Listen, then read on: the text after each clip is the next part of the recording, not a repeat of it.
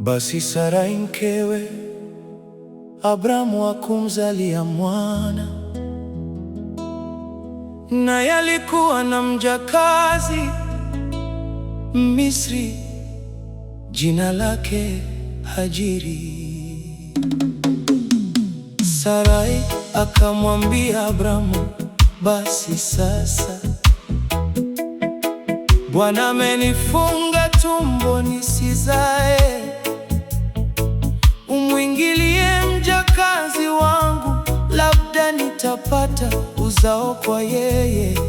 Abramu akaisikiliza sauti ya Sarai. Sarai mkewe Abramu akamtwaa Hajiri Misri mjakazi wake.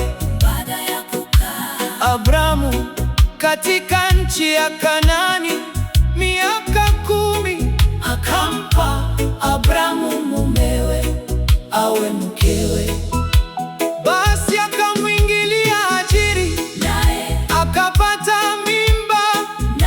Alipoona ya kwamba amepata mimba, bibi yake alikuwa duni machoni pake. Sarai akamwambia Abramu, Ubaya ulionipata na uwe juu yako, nimekupa mjakazi wangu kifuani mwako. Naye alipoona kwamba amepata mimba, mimi nimekuwa duni machoni pake, Bwana. na hukumu kati ya mimi na wewe. Naye Abramu Akamwambia Sarai, tazama, mjakazi wako yu mkononi mwako, mtende. lililo jema machoni pako. Sarai Akamtesa, naye akakimbia kutoka mbele yake.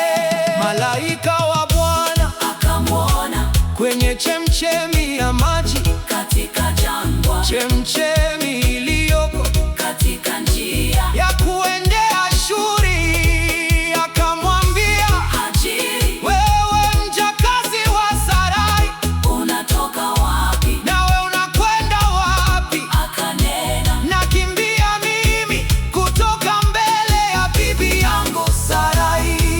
Malaika wa Bwana akamwambia, rudi kwa bibi yako. ukanyenyekee chini ya mikono yake.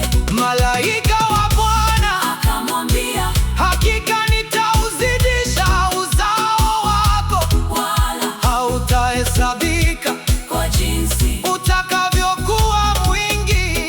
Malaika wa Bwana akamwambia, Tazama, wewe una mimba, utazaa mwana wa kiume, nawe utamwita jina lake Ishmaeli, maana Bwana amesikia kilio cha mateso yako, naye atakuwa kama punda mwitu kati ya watu. mkono wake Utakuwa juu ya watu wote, na mkono wa watu wote. utakuwa juu yake, naye atakaa mbele yao Ndugu zake wote akalita jina la Bwana. aliyesema naye, Wewe umungu uonaye, kwani alisema, hata hapa nimemwona yeye anionaye. Kwa hiyo kisima kile kilitwa Bir Lahai Roi, tazama, kiko kati ya Kadeshi na Beredi.